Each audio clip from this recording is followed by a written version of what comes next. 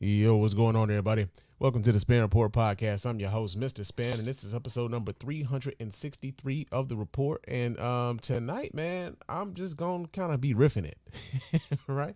Gonna kind of riff it a little bit. It's gonna be a mixture of riffing and structure, and how we gonna like do some different things tonight. We're not gonna do the show the way we typically do it with. It's just a whole thing. It's just a whole thing. But yeah, we just gonna do some. We're gonna do some things tonight. A little bit differently. We gonna do just the order of the shit is gonna be different, and I'm cutting some segments tonight. But we're gonna talk about some things tonight, real talk, and I am gonna talk about the Monique and D.O. Hughley situation a little bit later in the show. Because your boy was there. I was in the building when that shit happened, and so it was kind of crazy. And I'm going to talk a little bit about my perspective on what happened with that. But of course, before we get into all of that, I gotta remind you guys how to get in touch with us over here at the Spann Report podcast and let your voice be heard. Go ahead and hit us up at that hotline at area code 313-288-0485. That's area code 313-288-0485. Leave us those voicemail messages, and of course, those messages will get played here live on the show and responded to in kind. And if you're catching us here live on YouTube, Facebook, Twitter, and Twitch, you can chop it up with your man Spann Live, man. Call that hotline number at area code 313-288-0485. You can also email us here. I'm sorry, you can send us, send us an email here, feedback at thespannreport.com. That's feedback at thespannreport.com. Go ahead and leave us those emails, and of course, those emails will get read here, reply to here live on the show. We got a couple of emails that we need to reply to here tonight, so we'll do that in the listener feedback section of the show. But yeah, hit us up with an email at feedback at thespannreport.com. Also, go to our website, www.thespannreport.com. You can go there, watch replays of the show. You can vote in the polls when we decide to put those polls up. You can donate to the show as often as you like, as much as you like, and we really do appreciate everybody who goes about the business of doing that, man. Shout out to our Golden Circle over at our Patreon. Our Patreon patrons are the Golden Circle of the Spann Report podcast. They are the ones who allow for us to do this show here live on YouTube, Twitch, Twitter, and Facebook. So yeah, we really appreciate everybody who contributes in that way and have become a Patreon patron and helps us do this show live for you guys, man. Real talk. Also, hit us up with a 5-star review on iTunes and or Stitcher Radio. Those 5-star reviews are the ones that get read here live on the show. We really appreciate everybody who goes about the business of doing that. It doesn't cost you a dime. Just a couple minutes of your time to let everybody know why you're rocking with us over here at the Spann Report Podcast Network, man. Real talk. Yeah, but we got the business out of the way. Got that done, relatively quickly. Yeah, man. So we got some things we're going to talk about. We're going to get into them. But of course, I did say that we got some listener feedback here. So, and I did get a couple emails. I haven't did a show in it's been a couple weeks since the last time I did a show. So there's some stories that I wanted to talk about, but they kind of dated now and I don't want to talk about them anymore, that sort of thing. And some of the emails are kind of reflecting some of the things that I talked about a couple weeks ago. All right, so in our first email here, this comes from the homie Reggie. As a matter of fact, both of the emails that we got here comes from Reggie, right? So the first email he writes in to say, Spann, I respect your opinion a lot, but you left me scratching my head when you started talking about the Brian Kemp signing an anti-trans bill into was somehow the fault of black men. What did that have to do with Meg Thee Stallion, Will Smith, and Chris Rock and Gayle King? You went on a hell of a tangent, and I've listened to it a couple times, but I'm still struggling with how you got to that point based upon what started the conversation from the jump. If you could clarify that part, that would be great. All right, so for those of you who may have listened to the last episode, there was a portion of the show where we were talking about the bills that were being signed in Georgia by Governor Brian Kemp. And one of the bills that he signed into law was a bill that it was a bill that essentially would bar trans girls from competing in high school sports with naturally born or cis het or cis. I'm struggling with the terminology here, but with girls who were basically identifying with the gender that they were assigned at birth, right? And so one of the things that it just kind of culminated in a bunch of things for me is that one of the things that I think kind of triggered that response was the fact that the people that I saw the most who were trumpeting that sort of legislations were black dudes, right? I first heard the story coming out of some of the social media postings of black dudes. And then, when I would, interact with those postings, the vast majority of the blowback that I was getting was coming from brothers. And so one of the things that it just kind of crystallized for me was we will kind of engage in some of the discriminatory acts against other people while at the same time bemoaning the discriminatory acts that are happening against us, and to some degree belittling the discriminatory acts that are happening to other marginalized people. And so for me, it was like a culmination of different things. And, and as I'm watching, like the whole death of Kevin Samuels thing came about, and how the reaction to Kevin Samuels' death played out, and how so many people had so many things to say about how black women were having those cathartic sort of reactions to his death. It was just like a culmination of things that happened. And it was like, yo, man, so yeah, there's this instance here, but then there's also this, and then there's also this, and then there's also this, and then there's also this, where I was just starting to be like, yo, man, like, I don't know if brothers are paying attention, but there's a pattern to this shit here. I'm seeing a pattern with how other marginalized groups are dealing with things, and how brothers tend to belittle or denigrate the things that they're dealing with, while at the same time wanting these same people to uplift us when we're dealing with some shit. And so that's how I came to that tangent. That's how I came to that conclusion. And I started running back all of these different instances where I saw brothers like, react in a certain way when they want these same people to hold them up. And that's where that tangent came from. And so I hope I clarified it for you, man. But yeah, that's where I was feeling, and that's how, that's what came out on the last episode. But I appreciate you writing in. Hope to hear from you again soon. And I am gonna hear from you again soon, because you wrote in again. But Reggie writes in again. He says, "Hey Spann, I know you're a big gun owner advocate, but I was wondering if the recent spate of mass shootings has moved your thinking on ownership of guns like the AR-15, and do you plan at any point to get rid of yours?" All right. So, the answer to your question is no. I do not plan on getting rid of my firearm anytime soon. And I've spoken on this sort of topic a few times on the show, right? So one of the things about, with the mass shootings and when the mass shootings happen, I think I've kind of checked out of having that debate over and over and over again. I think I'm on the record and very clear that, like, yo, I am supportive of common sense, restrictions on certain firearms. I am supportive of there being an age limit as to how old you can be to purchase a firearm. I don't think an 18-year-old should be able to walk into a store and buy an AR-15. I just don't. The same way I don't believe that, an 18-year-old can go into a store and buy liquor. You know what I'm saying? Like, I just don't. I don't have any qualms about there being,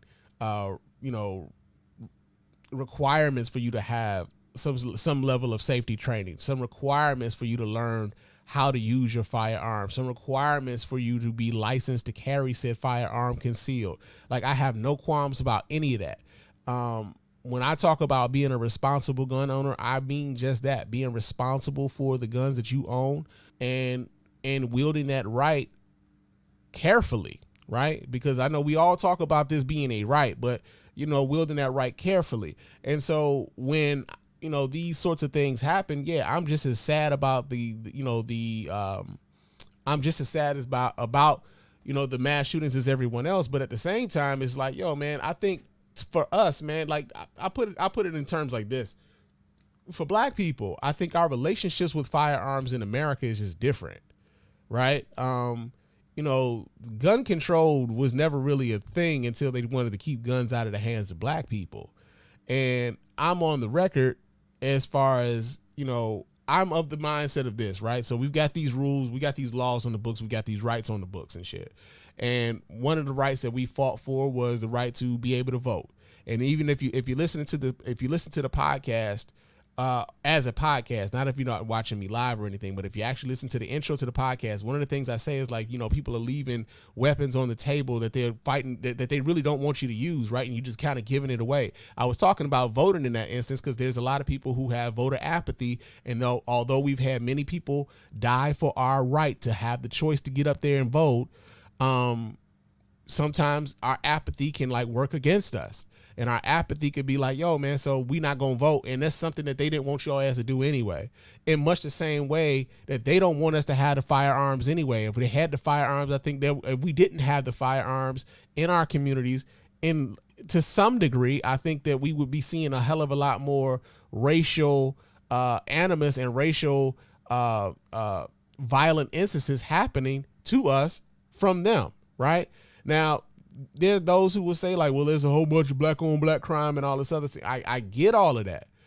But I believe in this country, our relationship with owning firearms is much different than the relationship that white people have when they own firearms. And so I'm going to exercise my right. Now, that's not to say that everybody should. It's not to say that everybody is has the capabilities and that they, everybody, you don't have to do it. Real talk. You don't have to do it. In much the same way that like I would advocate that for people who are, in much the same way that I would say like for people who they are against gay marriage, like, okay, so don't get married to somebody of your same sex, right? I would say that about your ownership of a firearm. If you don't believe that you should own a gun, cool, don't buy one, right? That's how I feel about it. But when instances like this happen, when we have mass shootings like this, I feel as though people get into their performative stances. And now we're about to watch this play out over and over again. There's that meme that's been going around about how we get the outrage and then we get the, what are we going to do? And then we get the politicians who are saying that like, we need to do something about this. And then, they go on cable television and, they keep talking about what we're going to do and what we should do. Nobody does anything. The next mass shooting happens and it's wash, rinse, repeat. And so I'm of the mindset now, it's like, all right, I'm tired of the talk. I'm tired of the conversation. Y'all need to do something. Right now, does that mean I should give up my firearm in the, should I give up my firearm in a show of solidarity? I'll give mine up when they get theirs up. I'll just say that. Cause I don't trust this country like that. And I'm not one of those people who believes that owning a firearm is going like, I can go up against the government and I'm about to go fight. Nah, it ain't got shit to do with that. All of my firearms are for home defense, personal protection. And yeah, some of them are for recreational use. I go to the range and I shoot because, I like shooting. But, as far as, me giving up my firearms because that incident happened, I am not doing that. I'm not going to clown anybody who does do it, to each their own. But for me, no, I'm not doing that. And so that's where I stand on that, man. Real talk. I hope that I gave you some clarification on that as well, Reggie. So yeah, man, that has been our listener feedback. But like I said, we're doing things a little bit different tonight, and we're not going into the news right now. We about to go straight into Blue Blazers. In Blue Blazers is going on out here. Did this nigga just say Blue Blazers? Yes, indeed. Yes, indeed. Now, our first story here in Blue Blazers has to do with none other than the shit that got y'all probably here right now. Monique and DL Hughley. It's been blowing up on social media and everything. I've seen like quite a few different postings on Instagram and, videos on the YouTubes and whatnot. But we're going to start this story here. This comes out of Hip Hop News, hotnewhiphop.com. And they report it like this, right? So they say last night, May 28th, comedians D.L. Hughley and Monique participated in the comedy explosion at the Fox Theater in Detroit, Michigan. The night of comedy was hosted by Josh Adams and introduced comedian Ada Rodriguez. During the show, fans were blown away after Monique spat some hateful words into the microphone about DL. The 54-year-old felt a certain type of way over a contract dispute. It was said that she was supposed to headline the event, but that did not go as planned. Fed up with the disagreement, the actress decided to let the crowd know her true feelings. A 10-minute long video captured her saying that's what the motherfucking contract says. Monique is to be the last motherfucking person to get on the goddamn stage. She is the headliner. That's what I signed the contract for. Attacking DL's character, she went on to say, what kind of real nigga would ever attack a goddamn black woman? She asked in reference to him speaking negatively about her on an old tour. She continued adding that she feels bad for his entire family along with his wife, saying, nigga, your name is DL. What the fuck does that stand for? Closing in on her point that he's an undercover homosexual. She asks, how far you bending over, nigga, on the DL? Okay. So yeah, man, this has been all over at least my circle of social media. And the interesting thing about this is that, your man Spann was at the show. yeah, I was at the show that night, right? So, yeah, a lot has been made about how Monique, addressed this and how she maybe should not have done this thing publicly. So I'm gonna just kind of at first speak on this as someone who just consumes the shit and like consumes comedy and was also like kind of close. I mean, I know people who were a part of the show, right? So first things first, like I bought my tickets to this show back in March, right? So I got an alert from Ticketmaster that Monique was going to perform here in Detroit.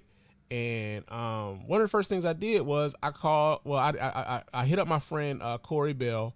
Corey Bell is, she tours with Monique. And so first thing I did was like, yo, hey fam. So shout out, man, to the black guy who tips, man. No, but I hit my friend. I said, yo, you gonna be performing with Monique when she comes to Detroit? She said, yeah. So I'm like, cool. I bought my tickets. This is back in March, man. I bought the tickets or whatever, right? And I had no clue that D.L. Hughley was actually a part of the show. As a matter of fact, when I bought my tickets, the only name that was really on the ticket was Monique. I didn't know that Ada Rodriguez would be performing. I didn't know that D.L. Hughley would be performing, and I did not know that Josh Adams would be performing. Now, for those of you who aren't familiar with Josh Adams is a Detroit area comedian.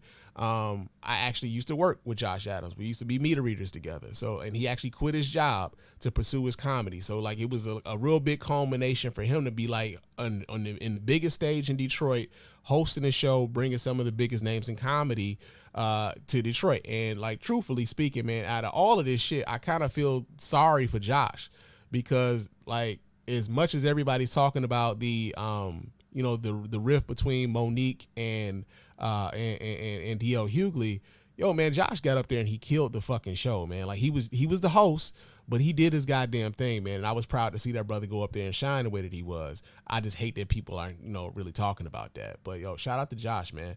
But yeah, so I bought my tickets back in March, and D.L. Hughley wasn't a part of the show at that time.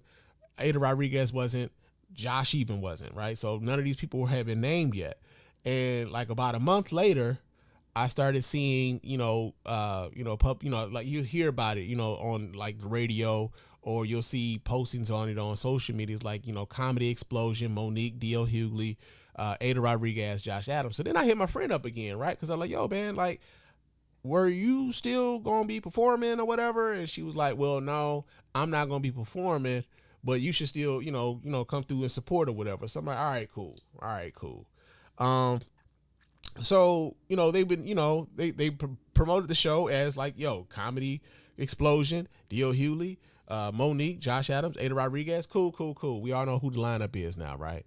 So Monique gets out on the stage and, like, real talk, I don't think the Detroit audience was ready for what Monique was saying. Like, I know everybody like is making a lot to do. And I saw a video on Comedy Hype on YouTube earlier today. They were talking about the reception to how Monique was like, hyping it up. I think for one, niggas love drama. Let's keep that a buck. Niggas love drama. But two, nobody knew that was going to happen.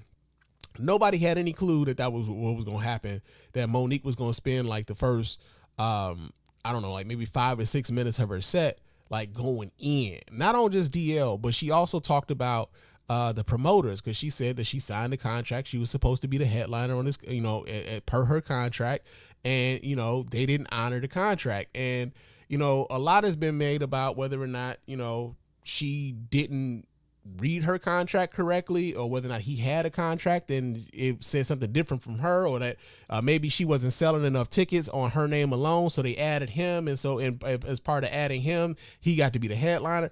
A lot of that has kind of been going back and forth. I'm not privy to those conversations. I don't know them people like that. You know what I'm saying? A lot of this is like, yo man, I see these same things the way that y'all did. However, as someone who had bought tickets to the show relatively early, it made sense to me why she would probably be upset that, yo, they've added this dude to the show and now he's taking my spot. And like, and I think it's another thing too, but like with comedians, I guess like comedians being the headliner is a really, really big thing, right? Because we've seen there was another instance where like a comedian kind of got into a back and forth. What was that? Godfrey kind of got into a back and forth with T.I. because Godfrey was supposed to be the headliner, but then T.I. followed him on, he thought he was supposed to be the last person on the stage. The headliner is the headliner. We heard the same thing with Monique when she was on the stage in Detroit. I signed a contract to be the headliner, and apparently the headliner gets the most money too, right? So, I don't think any of us were ready. The other part about it, I think is like was weird was this. So I was sitting in like the fourth row, right? I was amazed that so many people had videos, the links that they did to like put this shit out on YouTube and social media, because there were people in in some of the front rows where we were sitting that, you had your phone out. I got a couple pictures and shit, but like, the ushers was really on our heads about, hey man, you can't record the show.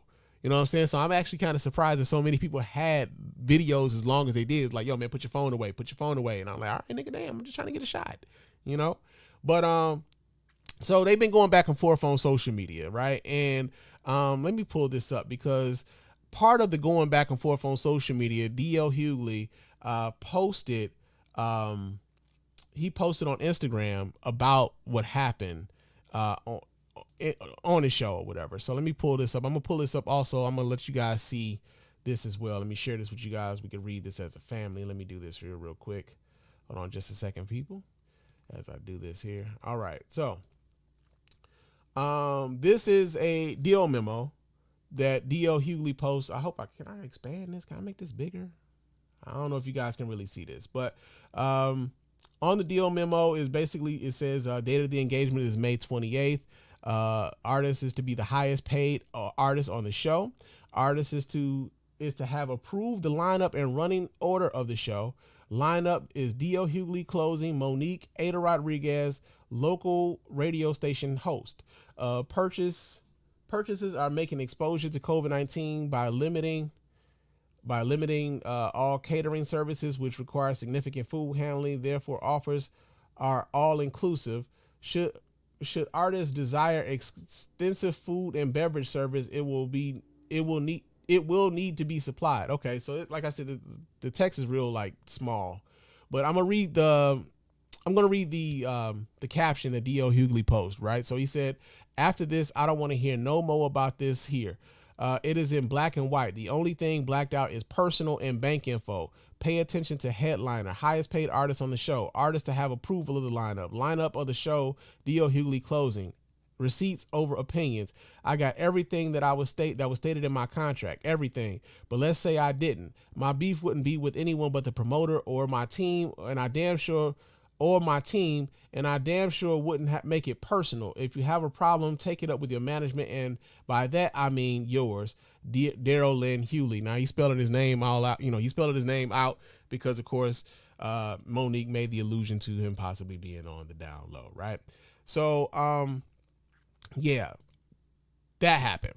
He posted his contract. Now, when I saw this on social media, first question I had was, is a deal memo the same as like a binding contract, right? Because I don't know. You know what I'm saying? And rather than get my ass on a mic or get my ass on social media talking about shit that I don't really know about, I'd rather ask somebody who might have some knowledge on the subject. Like, hey man, so is that the same thing as a contract? And I got answers that said, yeah, it's the same thing as a contract. So I'm like, all right, cool. Because again, nigga, I don't know. Right. But apparently, and then there was another thing that was interesting after this too. Right. So he posted this and folks were like, yo, Monique owes this man an apology. You know what I'm saying? Like, she really owed this dude an apology. Like, she came out publicly talking greasy about that man. She needed to be just as loud and just as enthusiastic about her apology as she was about the disrespect that she leveled his way when he posted this. I saw it, right? And I'm like, damn, man, like, shit, damn. I mean, it looks legit. And like I said, I don't know what this is. So, I mean, there you go, right? But later today, Monique posted something to her Instagram. So let me pull that up so we can all look at that. Hold on a second. Let me get to that post. All right. Okay. So on this post, let me pull this up so you guys can see this too. I mean, it's real small. I can't really magnify it as much as I would like to on the screen, but you know. Okay, so on this particular sheet, Monique is posting that it's a performance agreement, and of course the agreement made on the 28th of March, made on the 28th day of March 2022. So again, I bought my tickets. It was like March 31st, right? That was when I think it was around March 31st when I bought my tickets. And apparently this agreement was signed on March 28th. And there's another slide here though. And she's got like a picture of like a PDF, but and she's got a rundown of what the show order was supposed to be. And it's Josh Adams, doing the intro, introducing Ada Rodriguez, Josh Adams introducing D.L. Hughley, then there being an intermission, then Josh Adams introducing Monique. So she's got a run of the show that says that she was supposed to be the closer. D.L. Hughley produced a run of the show that said that he was supposed to be the closer. And then Monique posted on her Instagram, she says, there are some of you who were fooled by the smoke and mirrors of DL posting his deal memo versus his performance agreement. Here's my performance agreement, and here are emails and texts confirming that, as per usual, I'm going to always keep it real and honest with my people. If you notice, mine has signatures and DL does not. What type of ironclad agreement doesn't have signatures of the participants involved? Apparently DL's.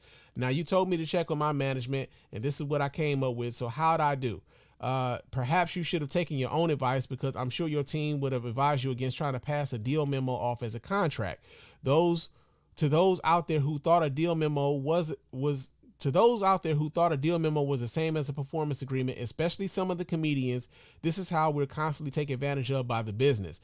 And just so you know, the promoter already told my team before the show that you didn't have a signed agreement. That's why I'm not surprised you're using a deal memo. They said maybe they lied and you actually have a contract. If so, the promoters have put themselves in a terrible position to have more legal action taken against them, beyond malicious concealment for breaking the contract at the last second. That said, DL, we the people will be waiting for your signed agreement. Number 1, my contract is signed. Number 2, email a PDF of run of show. Number 3, run of show. Number 4, additional emails with run of show. Number 5, what I walked into minutes after arriving to the theater. So, as it appeared to me, and as I understand it, as someone who just like consuming the shit and was at the show, what it appeared to me was that Monique came to the show with the understanding that she was supposed to be closing it out. And as I've read, as some of you also have, is that D.L. Hughley refused to go last. I mean, he refused to go ahead of Monique. And the promoters of the show acquiesced to that request of D.L. Hughley, right? I don't know. Same as y'all don't know. It's all pure speculation on all of our parts right now, right? Some people have said that, like, yo, man, Monique could have handled this better. This ain't none of our business. I came to a show to come see some comedy. And, this is just another instance of Monique getting in her own way. And D.L. Hughley even kind of like alluded to that, when he said, on the Instagram, I believe it was yesterday, he talked about, first it was Tyler Perry, then it was Oprah Winfrey, it was a Charlemagne. She and basically eventually coming to the point where he was saying, at some point you got to realize this is you, right? And so one of the things I thought was interesting was, and I was, as a matter of fact, I was talking to the homie Rod earlier about it. Was like, the only thing I'm confused at this point when he posted he had posted a link to D.L. Hughley's memo. I was like, but the thing I'm confused about is like, yo, man, when I bought my tickets, I didn't have any idea that D.L. Hughley was going to be a part of the show. That happened like later. And like, just keep it a buck, man. Like, people are added and like moved around on, like, lineups change on comedy shows quite a bit. So, I mean, I wasn't necessarily like surprised, but at the same time, I know like a lot of people who probably were big Monique fans bought those tickets with the assumption that Monique would be closing the show. As a matter of fact, like, real talk, during his set, like, at first he didn't really like dive into what was going on between him and Monique during his set. Like, he didn't do a whole hell of a lot during the show. he alluded to it a little bit, but he didn't really dive into it. He basically just kind of did like the show that he would do normally. But even that way, like a lot of people were like kind of getting up and leaving during the middle of DL's like set, right? Like I saw it. Like there was quite a few folks getting up and they were leaving during his set. Lots of folks were saying like, yo man, I don't want to go to see DL Hughley. I was here to see Monique, right? And the other part about it though is, there's a lot of folks. Here's the thing, man. So there's a lot of people who act as though Monique does not have a fan base, right? I remember when the last time I saw Monique come to Detroit, she was performing at the at the Soundboard Theater at the Motor City Casino here in Detroit, and I got a chance to meet Monique that night. And one of the things that people was saying was like, yo, well, Monique don't like, you would do a Monique show? Like, yeah, cause like I said, I'm supporting my friend. And they were like, well, like who going to see Monique? And like Monique does have a fan base. It might not necessarily be you, but she does have a fan base. And clearly at that show that night, there was a lot of people who were there because they wanted to see Monique. There was a lot of people from Detroit. There's a lot of people in Detroit that want to see Monique. Now, some people would say it's the auntie contingent of folk who want to see Monique, and that's fine. As a matter of fact, like one of the things about Monique that I do like is that Monique reminds me of one of my aunts, like my Aunt Lena, right? Monique and my Aunt Lena, I swear to God, if they could sit down and like have some drinks, they would like kick it hard because they remind me both of each other and shit, like real talk. But it just seemed to me like she found out that like, yo, her contract was what it was and it wasn't being honored. And so rather than not perform, which she alluded to during her set, like I thought about walking away from this motherfucker, but I didn't want to disappoint the Detroit audience. So she came out, but she aired her grievances, right? So we got a comment here in the chat. It says Black Guy Who Tips is like, what it looked like to me, he got offered that deal after they had agreed with Mo. She wasn't aware of whatever they told him. Her contract is written by her company. Promoters seem to be at fault. Yeah, I agree. I think the promoters of the show were the ones who probably deserved the biggest amount of like the grief that was given that night. Because again, if they're telling her one thing and they're telling him something different, and then she doesn't find out until she shows up to the venue, I could see how that could be a problem, right? But the other part about it is like, as we are saying, like as a lot of folks are saying, like, well, that doesn't sound like it's a problem for DL, sounds like a problem for her. The other part about it is we're not privy to the conversations that might have been had between Monique and the conversations that might have been had between DL, right? In much the same way that when people would talk about what happened with Will Smith and Chris Rock, right? And folks were saying like, yo man, like, yeah, Chris Rock, Will Smith was wrong and this, that, and the other. He shouldn't have did this. And, we don't know, going back to the whole, like, we don't know if Chris Rock, if Will Smith had told Chris Rock, like, hey man, could you ease up off the jokes about my wife and shit, considering some of the things that he had said in the past at, the Oscars prior to that night, right? We don't know, right? And going back to this, like, yo, we don't know if there was some back and forth between them. Now, during the show, Monique is apparently like, letting us in a little bit as far as like some of the grievances that she's had with DL over the years. She kind of spoke to him. As a matter of fact, I think this video, let me see if I can pull some of that video up. Cause like I said, I was surprised by how many people were able to get as much footage of this as they were, considering that they were telling us like, hey nigga, put your phone down. So let me see if I can pull this up and you guys can watch right along with your man Spann. Hold on just a second here.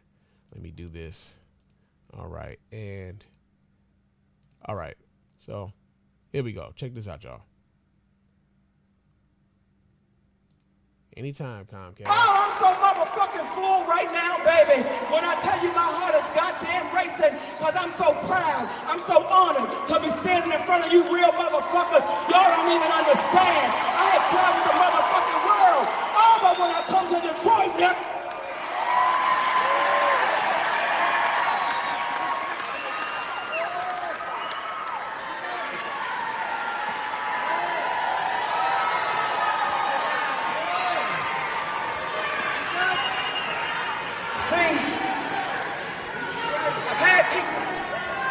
Shout out to the sister standing up with her hands in the air like she in church. Bitch, I know, right?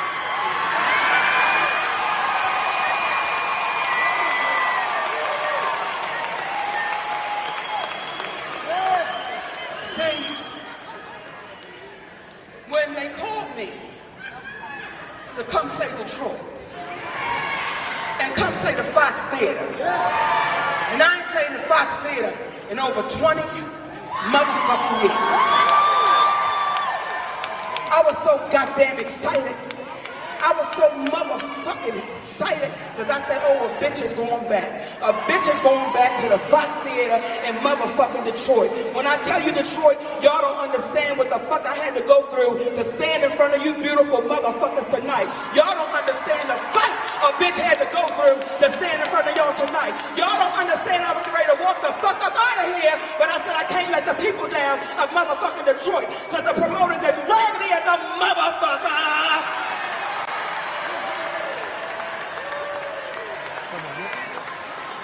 I don't fuck with nobody.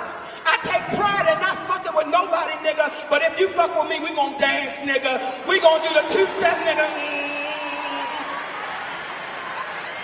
Yeah. So, that's where she got to talking about, the promoters with janky, basically like being janky promoters and things like that. But, yeah, man, it's, like I said, man, I don't think the people who were there that night knew that shit was going to happen. Like, especially those of us who were in the audience. And it's like, man, everybody in the crowd, man, you could tell everybody that was there, like, oh, man, some shit going down. And they made sure to pull their phones out so that they can get this shit. They going to get their shit out for the, for the blogs and social media and everything else. But it was just wild being there, knowing that, like, damn. You know what I'm saying? Because it just adds to the whole thing about Monique. Unfortunately, it adds to the thing about Monique being difficult. It adds to the perception of her being someone that's hard to deal with. Now, there are people who say that, like, yo, she could have handled this in a much better way, right? There are people who say that, like, she shouldn't have gotten personal with DL. And I'm not here to say you wrong, man, real talk. But also, in much the same way that I wasn't here to, like, tell Will Smith that, I don't understand why he might have felt like he wanted to reach out and touch that nigga Chris. I'm not here to tell Monique why, I could understand if you had an agreement and the agreement was broached or breached, you being upset about it. Now, how you deal with, you being upset, apparently people handle things a hell of a lot differently. And what we've known about Monique for the better part of the last, 10 years, that Monique has absolutely no qualms about letting a motherfucker know if she got a problem with you. Right? I think that's the thing that, like, we acted like, we acted surprised that a tiger went tiger. You know what I'm saying? The tiger went tiger because, she's let us know over the course of the last few years, she has no qualms with naming names. She has no qualms with, like, letting everybody know what her beef is with these people. And, it's probably hurt her career to a large degree.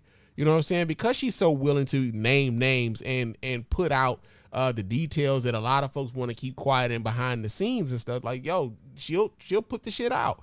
And this was just another instance of Monique putting this shit out. Now, as far as, like DL catching it, like I said, hey, man, we don't know the conversations that are happening between them people. And I'm not going to pretend like I'm, like, in the know like that. I'm just saying that as somebody who was there, who bought tickets to that show, who had no clue that DL Hughley was going to be a part of that show until a month later. And then, like, for her to come out and, give the opening that she did, was like, well, goddamn, I didn't realize it was so much, drama and BS behind that show even happening, to the point where she felt like she probably wasn't going to even do the show.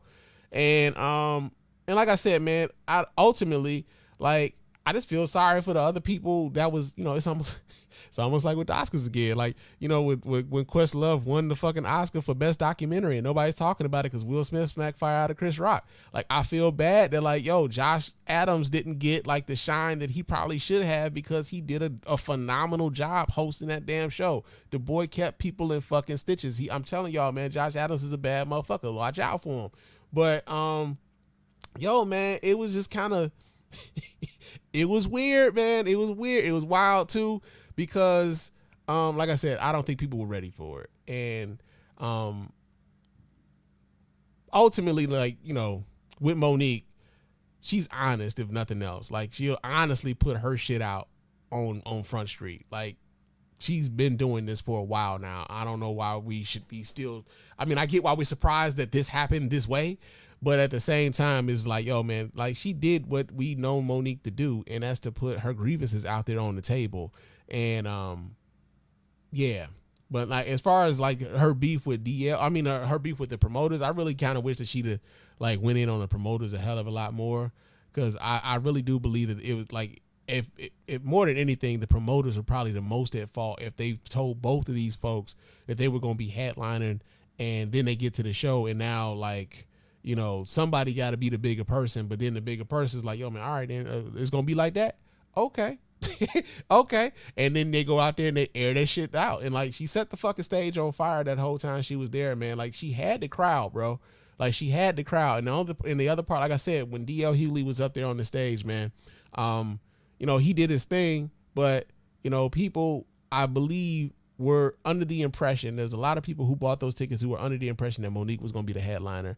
And when DL Hughley went up there and he performed, there were people leaving in the middle of his set. Now, I don't know if they were just trying to beat traffic or what, but, you know, people were leaving in the middle of DL's set. Now, the question that I would pose to the listeners is, do you think that she was wrong in how she addressed this, and why do you think she was wrong? And ultimately, whose fault is it that, you know, this disagreement, you know, is what it was? You know what I'm saying? That it came to this point. Now, I know you know, a lot of that blame will still go to Monique, but the other part about it, I think, is this too, man. That's because let's go back to the whole thing with like, y'all remember when Monique was doing the whole, you know, we need to boycott Netflix thing, and people was like, yo, man, what the fuck, why we gotta boycott Netflix? Is you got a problem with Netflix? I remember that being a thing.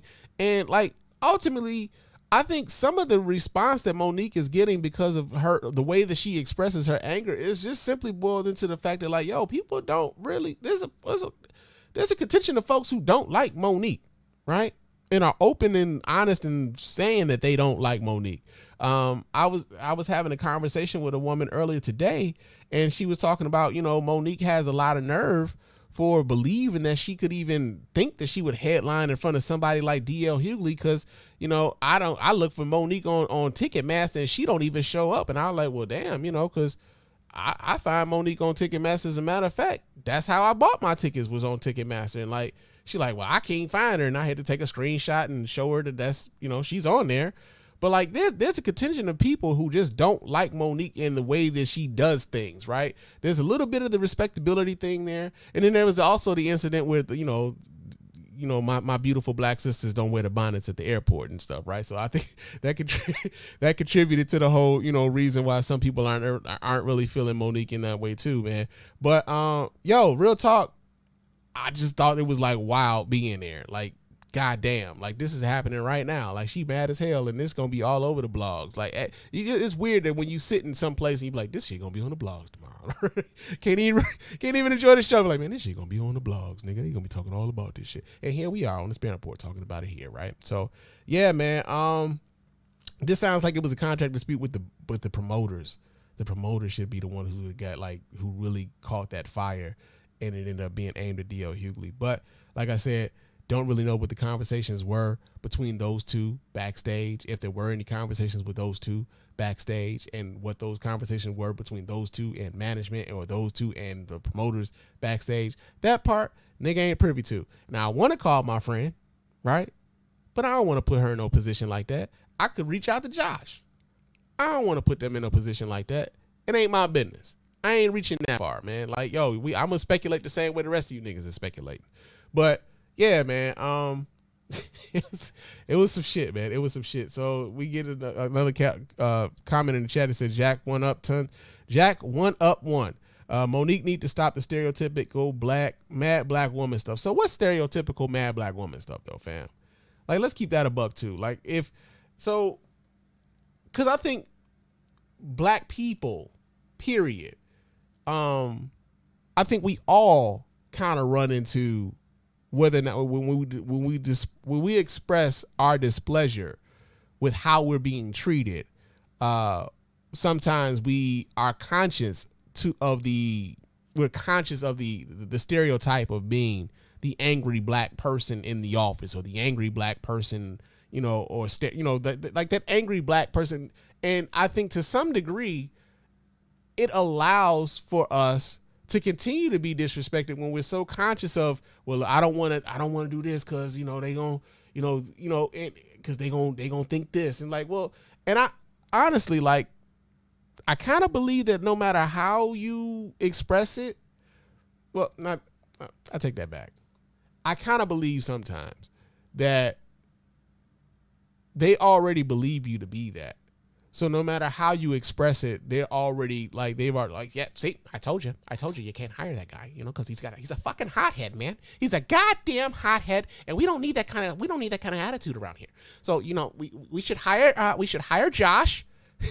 We should hire Josh, get rid of Jerome, okay? Because Jerome is a fucking hothead, and I just knew he was going to blow up like this. As soon as we told him he couldn't have his way, you saw what he did, right? You saw what he fucking did.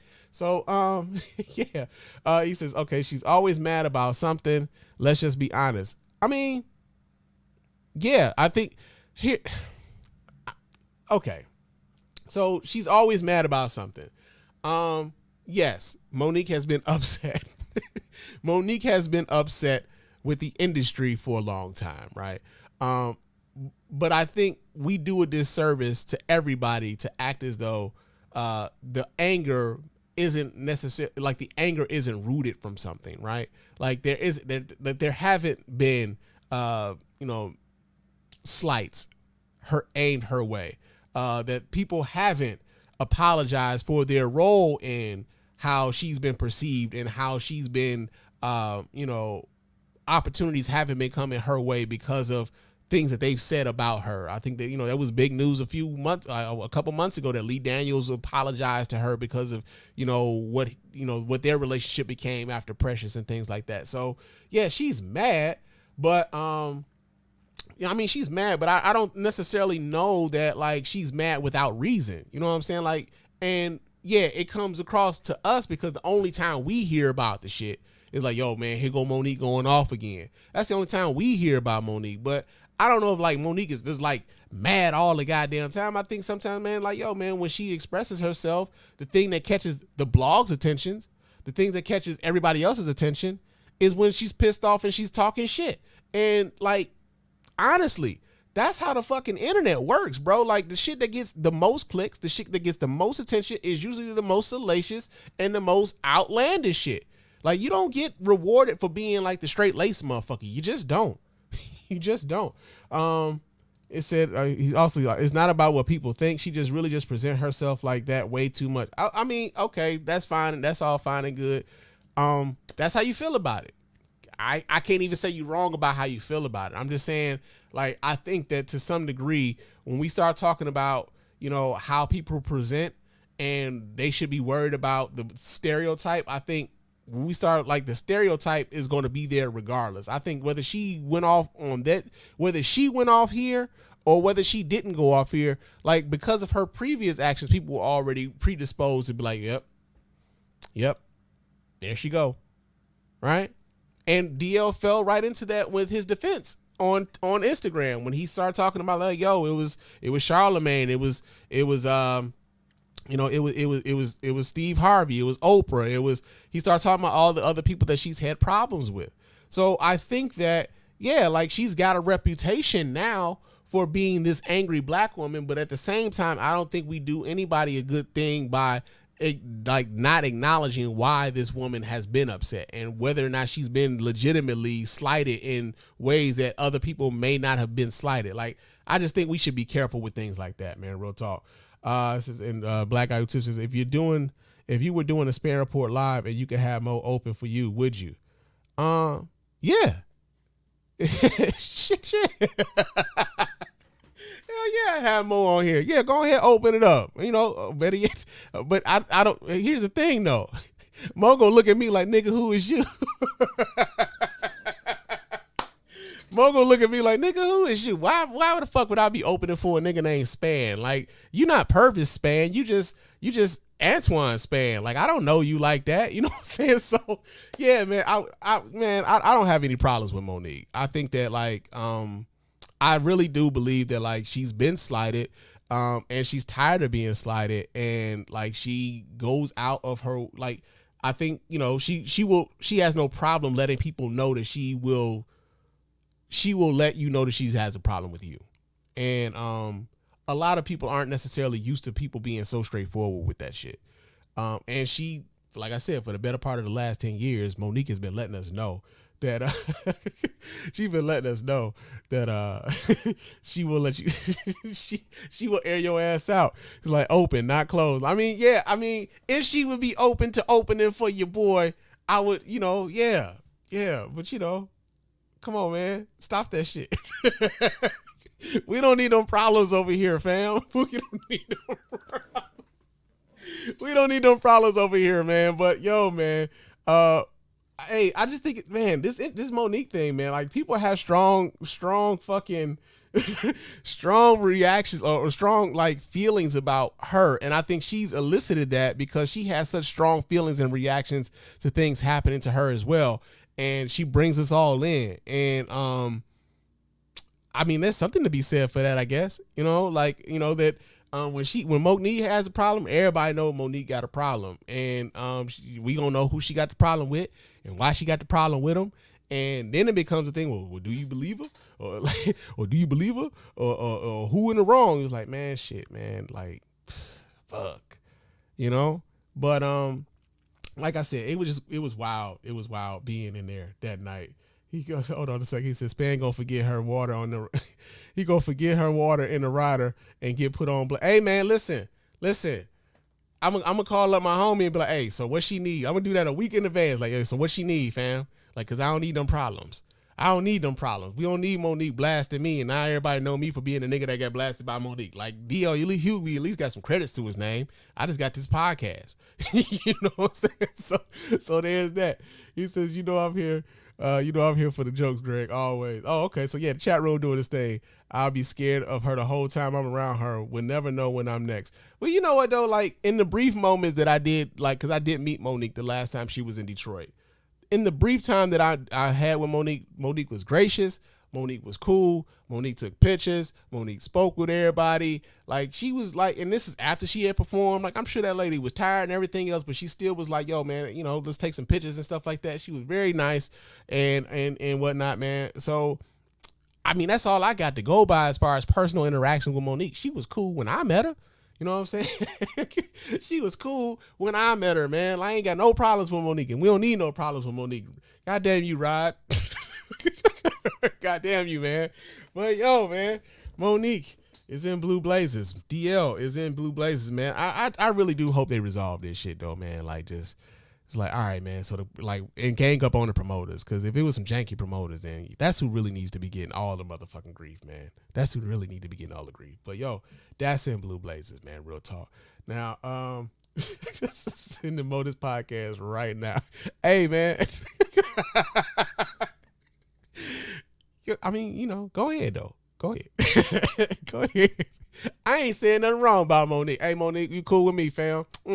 You cool with me? Yo, so that's in Blue Blazes, man. Another story that we got here in Blue Blazes. Let me pull this down. But another story that we got here in Blue Blazes has to deal with the fact that, like, so the Kardashians is in like been on the social medias again. And this reason is actually kind of wild because one of the Kardashians is on social media, and because apparently her fertility doctor told her that she needs to drink Travis Barker's semen. Yeah. So we get this from sheknows.com. She knows that she needs to drink semen. I mean, I'm sorry, but all right. So yeah, we get this story here from them. And she says, now that their multiple highly anticipated nuptials have passed, Kourtney Kardashian Barker and Travis Barker have their eye on expanding their blended family, and they're looking into some alternative medical practices, including a cleanse that would have them avoiding exercise, sex, and caffeine, as well as sharing one doctor's advice that drinking some of Barker's semen 3 to 4 times a week might be helpful. Now, okay. Did they go to Dr. Sebi's like assistant or some shit, bro? Like, is Dr. Sebi's assistant out here like giving them fertility advice, man? Cause I ain't no way. I'm sure like he. Come on, fam. Like, drink his nut, and you'll be having this baby in no time. On Thursday's episode of Hulu's The Kardashians, Kourtney talked about her current fertility journey and how they were meeting with Martha Soffer, an expert in Ayurvedic. I don't know that word, fam. Y'all, I'm sorry. Ayurvedic medicine. While on the topic, Kardashian said that her fertility doctor previously told her that she should drink Travis's semen.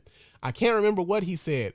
If it was her thyroid level was low or high, Kardashian said. He told us, well, he told me that the thing that would help with it is drinking Travis's cum like 3 to 4 times a week. While they didn't add whether that was something they actually tried, even reality TV stars are entitled to some shares of their privacy. Travis notably did say, "I love this doctor." Of course he did. Niggas been okay. Here's the thing, man. Niggas been watching porn for the like. We got access to so much porn now. Like everybody like then like started.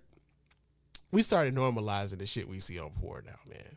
Let's keep it a buck, man. Everybody can't wait to tell you that they eat ass now, fam. It's a thing. Like I remember when I was a kid, man, you couldn't get a nigga to admit that he like eating pussy. Now every nigga in the world, like, man, I'm eating the groceries, nigga. I'm eating all the groceries, nigga. I'm slurping all that shit up, nigga. I'm eating pussy. I'm eating ass. I'm doing the whole thing. I'm sucking toes, nigga, and all that shit. And like people be like spitting each other's mouths and shit. Like y'all niggas is nasty. Like, I'm sorry, man. I be clutching my motherfucking invisible pearls. Like, you niggas is nasty. Cause what? Eat ass, nigga. What? Oh my God, you motherfuckers is. That's the Duke shoot, fam. I am good, man. No travels down the Hershey Highway for your boy. But yo, man, they be talking that shit, man. So I'm not surprised. I am not surprised in the least that Travis Barker, like, yeah, man, he really wanted to swallow. See, the doctor said it's good for you. That's all every nigga need right now. The doctor said it's good for you, baby. Go ahead, swallow that shit up. Doctor says it's good for you. It can help your skin. Yeah. Niggas love that shit. It said, while there are some documented health benefits of semen, like, did you know that there's some science pointing to benefits of sperm exposure to reduce preeclampsia? I didn't know that. The benefits of ingesting it for thyroid and fertility issues aren't something we've got a lot of science to back up. Semen does, however, contain chemicals like oxytocin. Okay. Oxytocin, melatonin, progesterone, and antioxidants like zinc, and can be linked to mood boosting and sleep assisting effects. Hey, babe. No, let me stop. But all semen matters aside, the couple also said that their next step would be undergoing a panchakarma cleanse, which in addition to abstaining from things like sex, caffeine, and exercise can also include forced vomiting, purging, bloodletting, and enema. So yeah, man, the Kardashians finding yet another way to get motherfuckers to talk about them. Because I swear to God, I don't care nothing about the Kardashians. But when I seen that shit, like, nigga, what? They told you to do what? So yeah, man, they are in blue blazers. Greg's in the chat room. He says, how much did Barker bribe his doctor for? Hey, man, he might have put up a few dollars, man. He might have put up a few dollars. Cause like I said, man, as every motherfucker's dream, man, they're like, yo, man, the doctor said it's good for you, baby. You need to go ahead and do this, man. Like 3 to 4 times a week. I'll be ready for you when you ready to come get your treatment. I got you, baby. I'm gonna make sure you get your medicine. I'm gonna give you your medicine. Come on, baby. Come take this medicine. Cause that's how niggas think, man. That's how niggas think. So yeah, man, that's in Blue Blazers. Another story they got here in Blue Blazers. So wait a second. This ain't my Blue Blazers tab. All right, so another story we got here in Blue Blazers. So Walmart then had you niggas in a tizzy last couple weeks, man. The reason why Walmart had you niggas in a tizzy is because they decided they was gonna have a Juneteenth ice cream, right?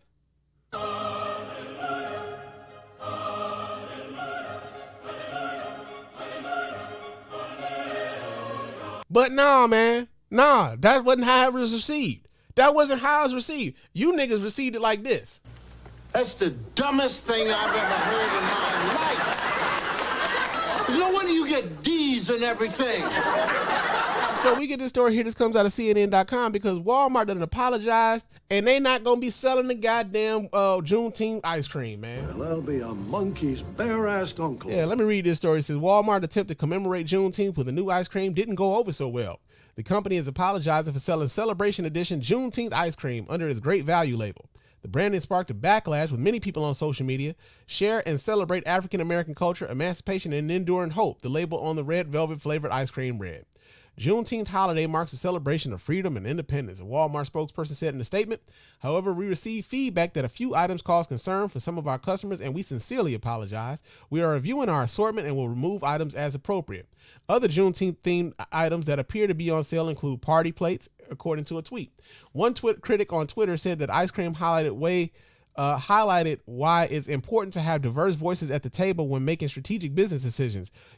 When you don't, you end up making costly, foolish mistakes, the tweet said. Others on Twitter are encouraging shoppers to buy black-owned Creamalicious ice cream from Target. CNN affiliate WRAL-TV in Raleigh, North Carolina found the Juneteenth ice cream at a local store. However, when a reporter tried to buy it, it was unavailable for purchase. A store employee told the channel that they were throwing the ice cream out. You niggas let good ice cream go to waste? Oh, man, I'm really mad at you niggas now. Oh no, Juneteenth on June 19th is now a federal holiday after President Joe Biden signed a bill last year. It is the oldest U.S. celebration of the end of slavery, marking the day in 1865 when Union soldiers arrived in Galveston, Texas, and informed residents that the Civil War was over and slavery abolished. African Americans and others have long marked the anniversary, much like the 4th of July, with parties, picnics, and gatherings of family and friends. Now, yeah. I'm going to just say this right now, man.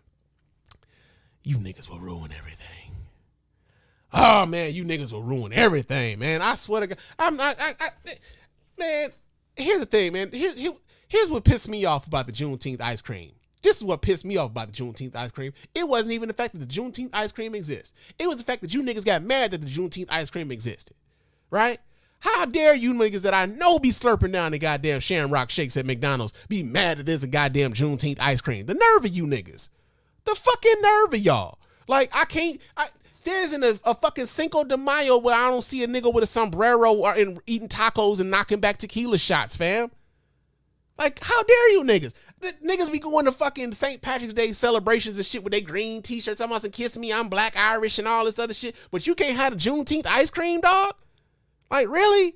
Oh, you niggas will ruin everything, bro. I swear to God, I was like, man, that shit sounds delicious, nigga. Red velvet ice cream, that shit sounds delicious. I couldn't wait to get my hands on that shit when I first seen it.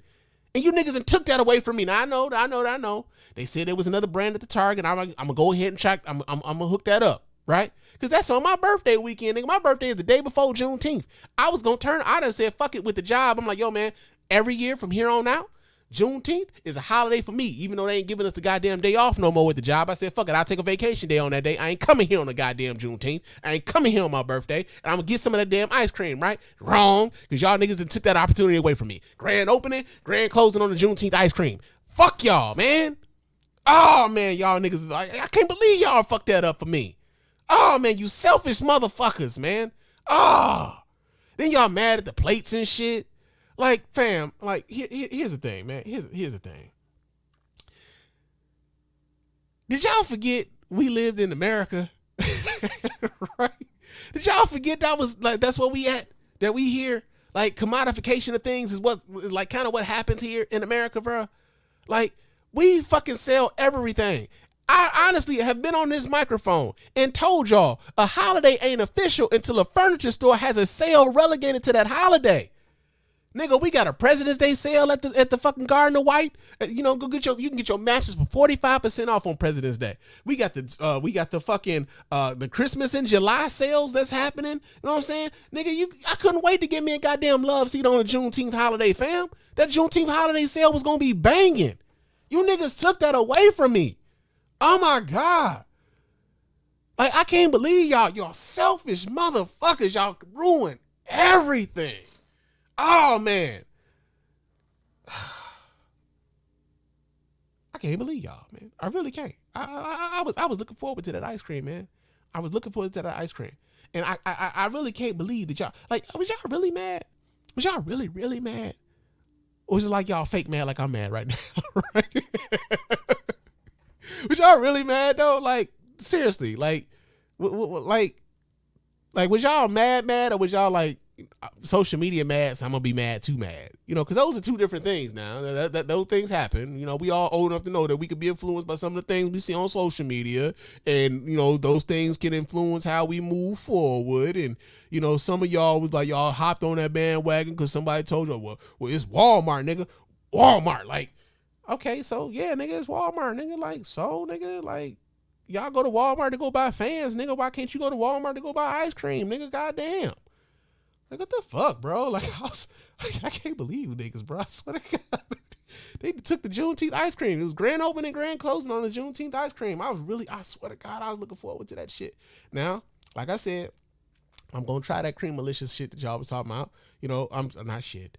I'm going to try the cream malicious ice cream that y'all was talking about. But still, the principle remains the same. Y'all was bugging on this one. I ride with my folks. Y'all was bugging on this one. I feel like that. I feel like y'all was tripping. I feel like maybe, maybe because of COVID, we ain't been having our group meetings, and we ain't really get a chance to discuss this as a family. So I'm going to just chalk that up to that, because we ain't had the group meetings. We ain't had the Zoom in a long time. You know what I'm saying? So I believe that since we all outside, we all kind of like wearing the hoochie daddy shorts, and we got the sundresses going on, that everybody is out kind of doing their thing. Because we ain't been meeting as a congregation, we didn't really have our messaging together other than to just be mad without being strategic. You know what I'm saying? Because I feel like strategically, we could have used it to our advantage, man. We could have got more than this goddamn ice cream, and y'all fucked up.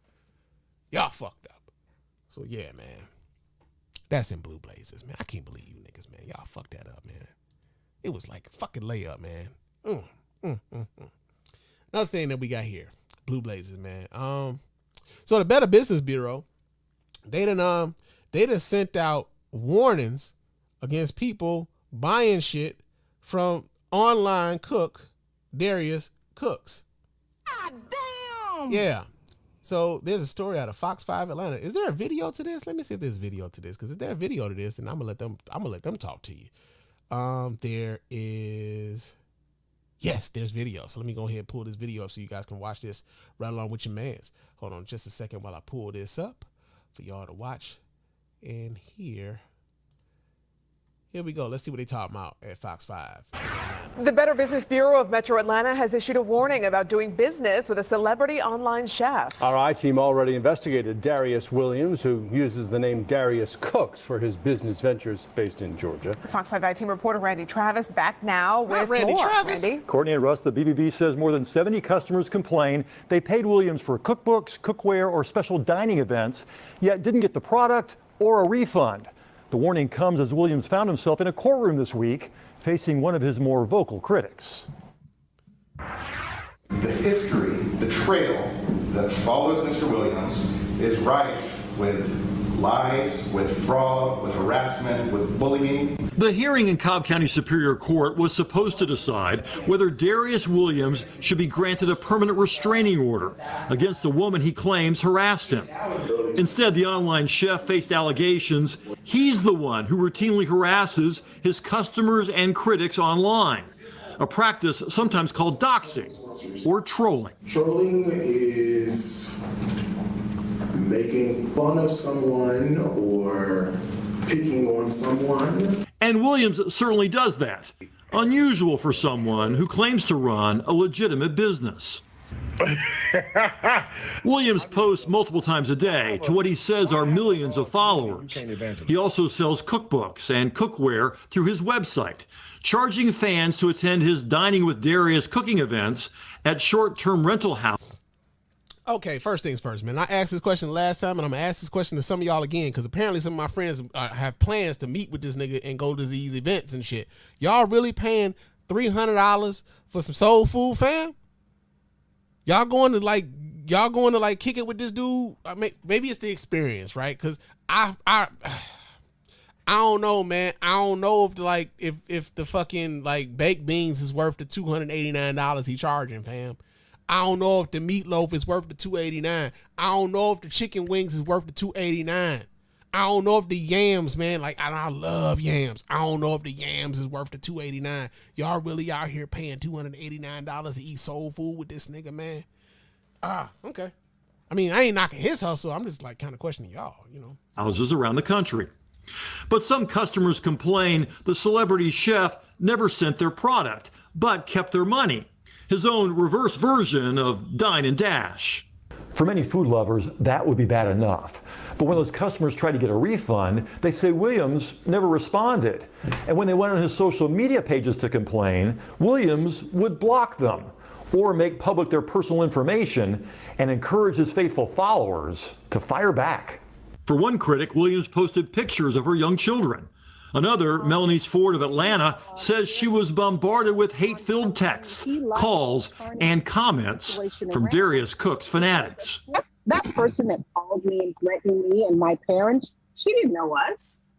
But she did it solely based off of her weird kind of attachment to this man. He wants to get clicks. Yeah, that is a very weird sort of thing.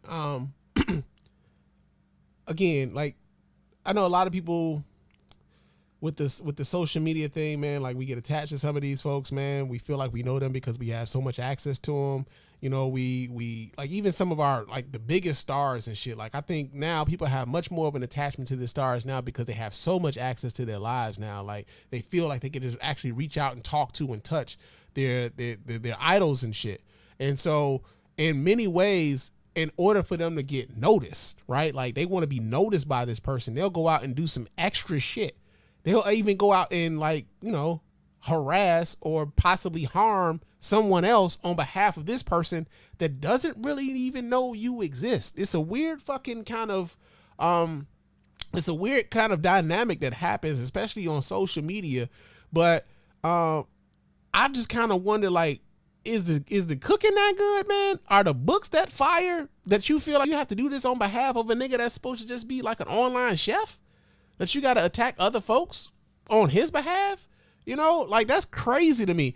And then another thing, you know, I posted this story on my Facebook, man, and a couple friends of mine have apparently they've gone to some Darius Cooks events. Some of them have ordered some things from Darius Cooks.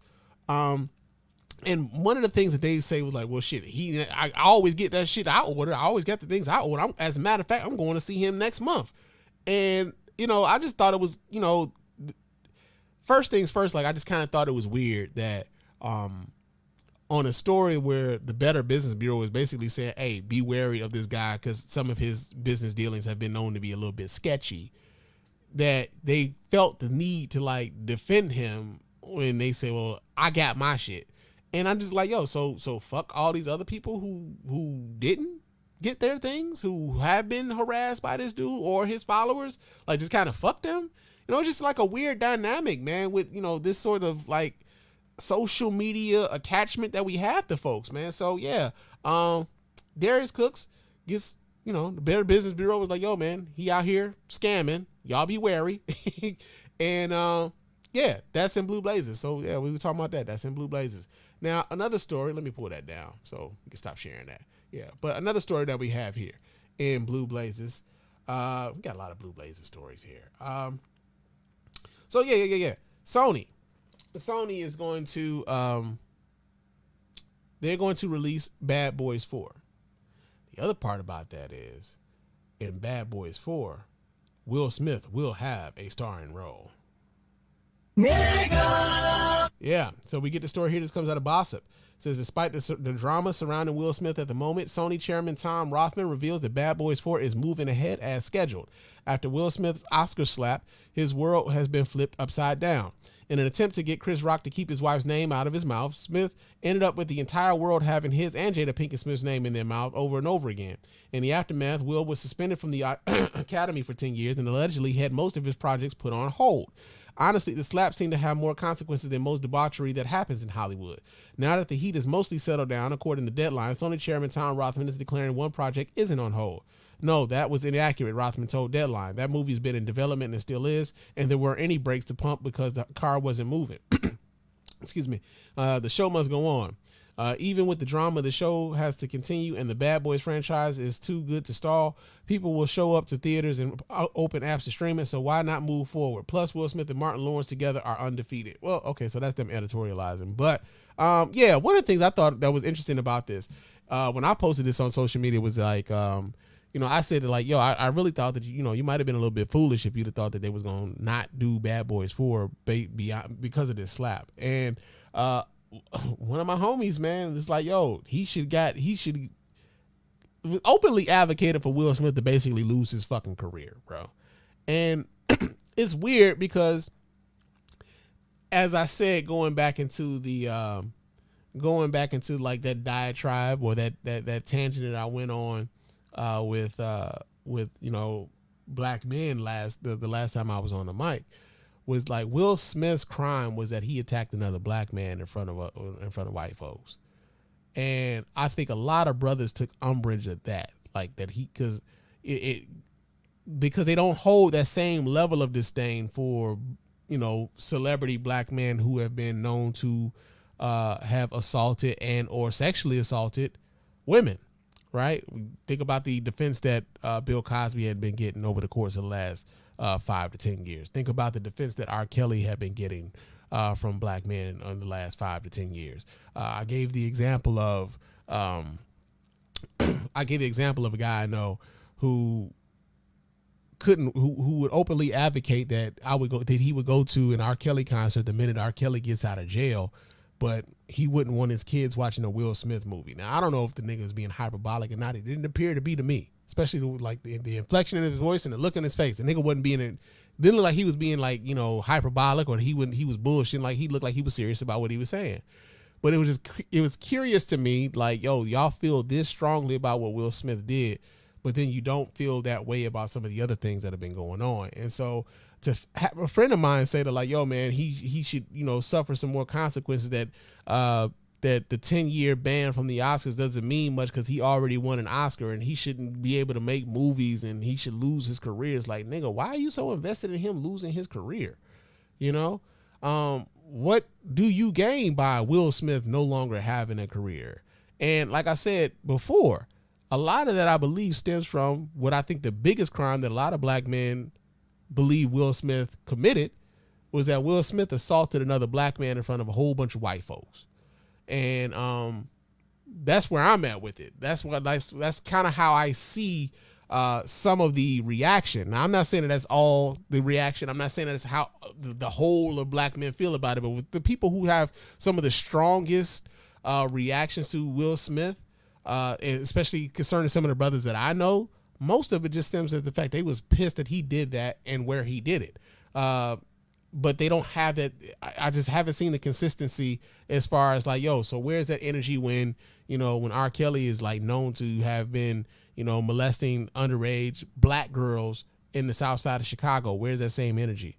When Bill Cosby is out here allegedly sexually assaulting like tens of women, and like suddenly it becomes, well, it was white women. So even if they were white women, does that make it okay?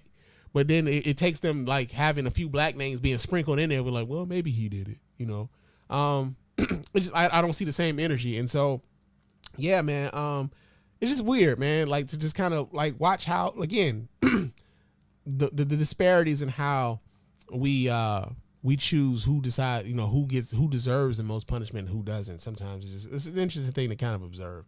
We got some comments in here in the chat room. He says, quick, someone tell Darius that Monique is looking for a personal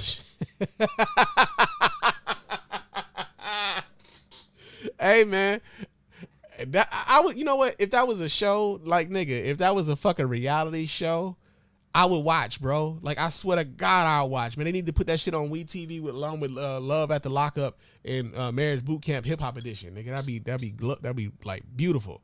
Another comment we got in the chat room, there's way too much money on the line for Sony not to do that movie. That's the other part, bro. Like, the Bad Boys franchise is fucking box office. Like, they haven't made as many of them, but like, that's like printing money. That's like anytime they come out with a Fast and the Furious, nigga, they know they gonna make their money back. That money is like, it's money in the bank. They just like, all right, this is an investment on us some more money, because like Will Smith and Martin are comedic gold, right? Them together are comedic gold. And it'll be interesting to see where they take the story, considering, like, you know, they're older now. But it'll be interesting to see how they take that story. But I think that the other part about it is, like, I think the studios know that people ain't gonna be mad at this nigga forever.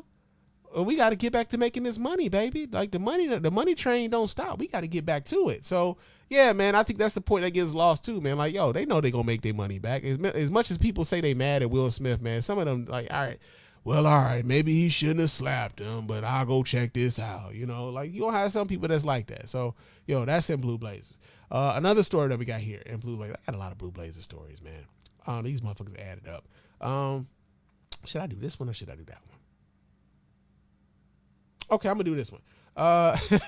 Too Short, man. Too Short says that he didn't approve of the way that Kevin Samuels treated women and said that the shit sounded hateful. Hold up. Let me read that shit again. Too Short doesn't approve of the way that Kevin Samuels treated women. It sounded hateful. Yeah, y'all heard me.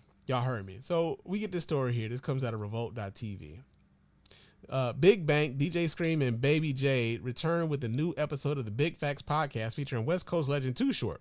The rapper said the rapper stopped by to talk about his legacy, controversial YouTuber Kevin Samuels, as well as advice that he has for up-and-coming artists who are looking to secure longevity in the music business. The conversation took off running after Banks asked for the hip-hop pioneer to list some of his own musical contributions that have yet to be duplicated, yada, yada, yada. Let's get to the part we all came here for. Oh, this is a very long article. Okay, here we go. Too Short also shared his thoughts on controversial YouTuber Kevin Samuels, the self-proclaimed lifestyle expert who rose to fame due to his polarizing dating advice and comments about black women, which many found offensive. He died earlier this month. He was 56 years old. I don't know the whole journey, the veteran admitted. All I know is the recent clickbait. I can't get to the gist of where it came from and what it was. I don't know. It sounded like some pimping, but then it sounded real anti-female. I don't know. It sounded hateful. The rapper is no stranger to receiving backlash for his artistic expression. He said he's dealt with it by having balance, something that I always did. And you can talk to the woman and you can talk to the woman that know me. I will get on that stage and in that studio and talk a lot of shit. Then I'll get off the stage and I'll be a gentleman, he explained. And even though it's 100% player status, I'm still running it from a gentleman's aspect. So when you leave the room, they go, oh, that nigga came in disrespectful. It's like, they don't go, oh, that nigga came in disrespectful. It's like, damn, I thought he was going to be rude. It's a balance in there. He added, I never try to walk through life and act like Too Short. It doesn't really work for me, but I know that people are influenced by me. I don't do that myself. The hip hop OG added that while Too Short may be his persona, is real ingredients. So essentially what this nigga is telling y'all is he ain't living his raps, but also just ironic, man. It is ironic that, like, the nigga who got famous saying, what's my favorite word? Bitch. Why they gotta say it like Short? Like, we know this nigga for saying some derogatory shit about women, man. His whole career was predicated on saying silly shit about women, bro. So the fact that this nigga had the audacity to get on the podcast talking about some there's balance. Like, nah, nigga, there's stage you, nigga, and then there's maybe real you. Like, we don't know which one is which. You know? We don't know which one is which. Are you on or are you off? Nigga, is it Uchiwala or is it one mic? Which one is it, fam? But yeah, he's essentially saying, yeah, I ain't really like this, man. I mean, I performed this shit, but I ain't really like this.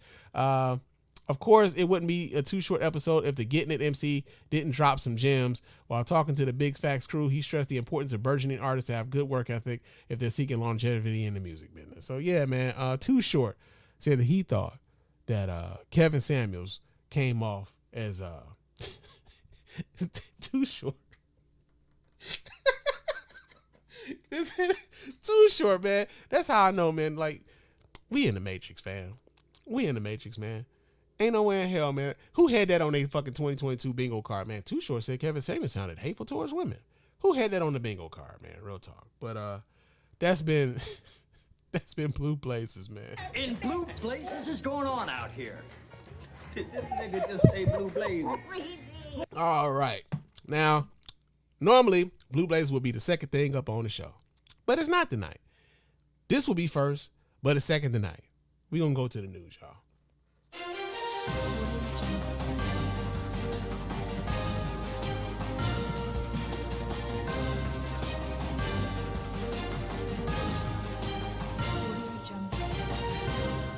All right.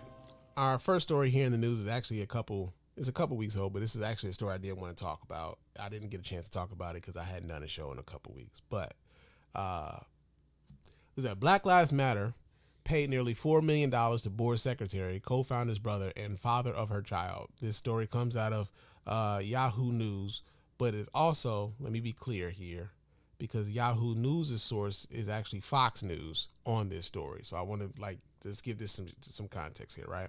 So we read the story. It says the Black Lives Matter Global Network Foundation dished out nearly $4 million in consulting payments to his board secretary, co-founder Patrisse Cullors' brother, and the father of Cullors' child.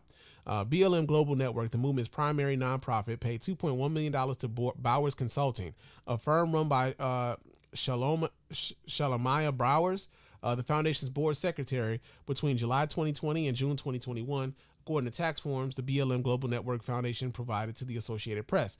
The nonprofit also pushed $1.8 million to individuals with close ties to Cullors who stepped away from the group last year. The payments include, $970,000 to Trap Hills LLC, a company established by Damon Turner, the father of Cullors' child, and $840,000 to Cullors Protection LLC, a security firm owned by her brother, Paul Cullors, the tax form show.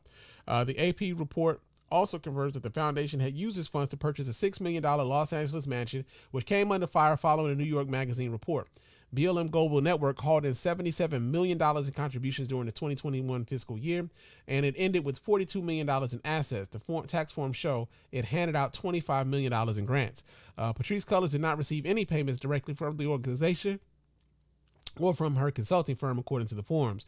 On Monday morning, Fox News Digital attempted to obtain the tax forms from the Elias Law Group, a firm helmed by Democratic super lawyer Mark Elias. Elias's firm, which previously held possession of BLM's books, denied Fox News Digital access to his office. The firm also refused to send anyone downstairs to the lobby. Fox News Digital also visited the offices of Rubino and Company in Bethesda, Maryland. A financial preparer for the BLM Global Network was denied records and direction to the organization itself.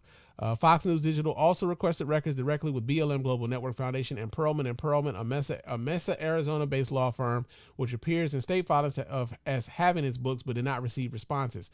The new tax forms are the first look inside BLM Global Network finances. The organization was previously fiscally sponsored and did not have to report tax forms to the IRS, but broke away into its own legal entity in 2020.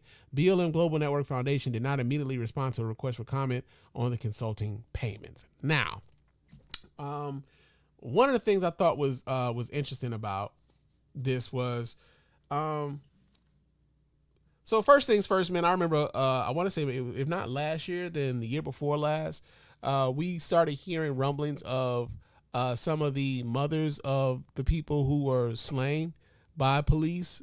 You know, like I believe the mother of Tamir Rice was upset with Black Lives Matter. I believe I want to say it was Mike Brown's parents were also upset with some of the leadership in the Black Lives Matter movement, because, you know, essentially they're saying, like, listen, man, y'all been raising money off of the death of our loved one, and we're not seeing any of that.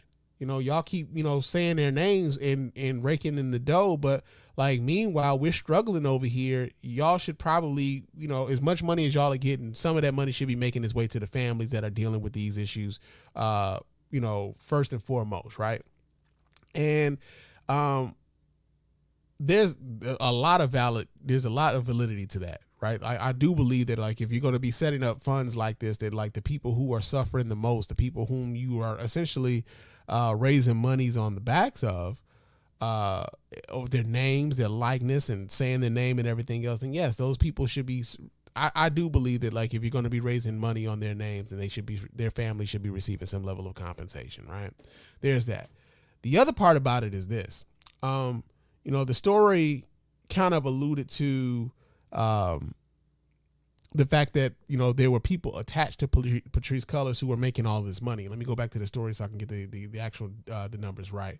$970,000 to Damon Turner, $840,000 to Paul Cullors, who's her brother.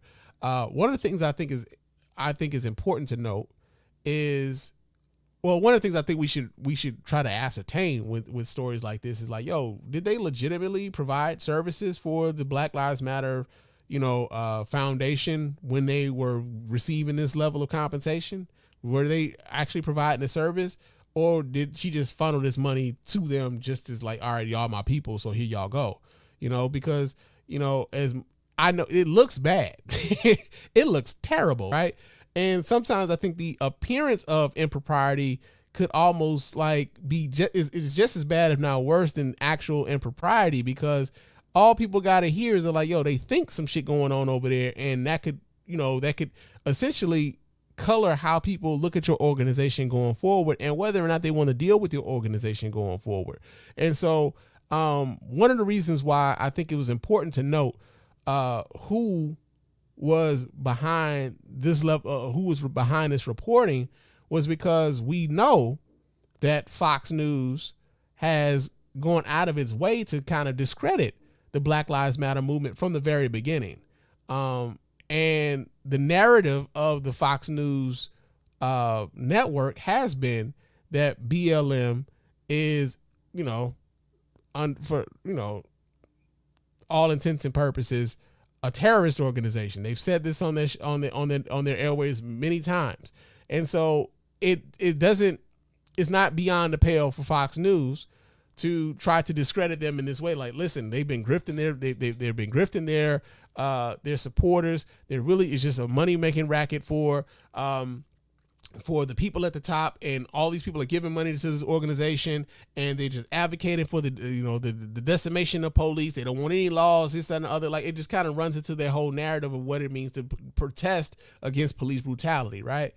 So yeah, it's not a good look. It's not a good look, and it was. I think something needs to be said about how the old school folks used to do it, man. And I know, like, when BLM kind of first started, a lot of this was, BLM is a leaderless movement. We don't have leaders, therefore, that, like, if they take out one of us, then that doesn't mean the movement stops, right? I think, like, one of the criticisms of the civil rights movement was that, like, after King and after Malcolm X, a lot of the movement kind of, like, died with them. But I think, like, strategically, they had like, I think there was something to be learned from them, not necessarily to denigrate or to criticize, but something to, like, they could have learned something from Dr. King. Like, I think I was reading a passage, I forget exactly what book it was, but Dr. King, Coretta Scott King at one point wanted a house, while Dr. King was at the pinnacle of his career, and she wanted a home. They had a growing family, and yet they still lived in a very modest home. And Dr. King was very cognizant of the appearance that if he looked to be going out here buying houses and buying cars, that it could look as though he's basically in this for him and not necessarily for the movement. And a lot of people have this attitude that when you decide that you're going to step up and be a spokesperson and an advocate for the movement, that you take a vow of poverty. I don't know if that's fair for those people to feel as though they have to live that way, right? But the appearance of the impropriety was what kept Dr. King from doing those things, from buying that new home, from buying cars and things like that, even though his family was growing as he was growing with the movement, right? Same thing with Malcolm X, right? Like, one of the ways they tried to discredit Malcolm X was to say that he was siphoning money off of the Nation of Islam. And Malcolm X also made a point to his home, like, yo, look where we live. Like, look at our clothes. Like, people are thinking we making money off of the nation, and that's not what we're doing, because the appearance of impropriety a lot of times is all that they have to produce. Like, the appearance. If they can get most people believing that, hey man, something over there just might not necessarily be right. If they can get enough people to start believing that, it can start eroding the trust in how people believe, perceive the leaders of said movement going forward. So I believe that like, yo, this isn't a good look for Patrisse Cullors. This isn't a good look for BLM. And is the other part that I think is like kind of odd, considering that Patrisse Cullors is no longer a part of the BLM thing. It's kind of odd that like she's been the one that's been out here speaking up. You know what I'm saying? Like, who is the current leadership of the Black Lives Matter movement? Who are these people who are in charge of this foundation? And why aren't they the ones out here speaking up? Why aren't they the ones who are out here clarifying what's on the books? Why aren't they the ones saying what their plans are for the movement going forward? Like, these are the ones who need to be out here speaking on what's going on with the movement, not someone who used to be a part of it and has stepped away from it. And yet that has been the person who has done the most speaking, with somebody who's no longer a part of said movement. So, yeah, I just thought it was interesting because they've really been coming after BLM as far as this money thing is concerned. And really they've latched on to the Patrisse Cullors as far as how much money that she's, that maybe she's gotten. And, with the purchase of that home and everything else, I forget exactly. It was another one of them. It wasn't Patrisse Cullors. Was it Alicia Garza? One of them bought like a house or something. And, they tried to make it out like, yo, the reason why she got these houses because she got all this money from the BLM people, and basically had to come out and say like, no, I got like a book deal, and the book advances what helped me pay for these houses and everything else. But even the fact that they're making that kind of money, right? Like they're on a speaking circuit, that they're making book deals and things like that nature. People are resentful of that. Like, yo, they look at that as like, yo, man, you getting paid, you getting rich off the movement, and people resent that. So yeah, man, it's not a good look for them. I'll say that it's not a good look, but I just think that like we got to be cognizant of, one, the source, and then two is, like I said, when it came to her, the people that was close to her, did they actually perform a service? You know what I'm saying? Like, or did she just like really just like, okay, well, I'm gonna just hand this money to them? But I really feel like, yo, we really should make a distinction between those two and do our due diligence, right? But yeah, it's not a good look for them. It's really not. But yo, that's in the news. Another story that we got here in the news. This has to deal with the Uvalde mass shooting. So we talked a little bit about the mass shooting in the email earlier to start the show. But we get the story here. This comes out of the Associated Press. It says police inaction moves to center of Uvalde shooting probe. So the actions, or more notably, the inaction of a school district police chief and other law enforcement officers moved swiftly to the center of the investigation into this week's shocking school shooting in Uvalde, Texas. The attack that left 19 children and 2 teachers dead in a 4th grade classroom was the nation's deadliest school shooting in nearly a decade. And for 3 days, police offered a confusing and sometimes contradictory timeline that drew public anger and frustration. By Friday, authorities acknowledged that students and teachers repeatedly begged 911 operators for help, while the police chief told more than a dozen officers to wait in a hallway at Robb Elementary School. Officials said he believed that the suspect was barricaded inside adjoining classrooms and that there was no longer an active attack. The chief's decision and the officer's apparent willingness to follow his directives against established active shooter protocols prompted questions about whether more lives were lost because officers did not act faster to stop the gunman, and who should be held responsible. So here's the thing, man, and here's the thing. When it comes to guns, right?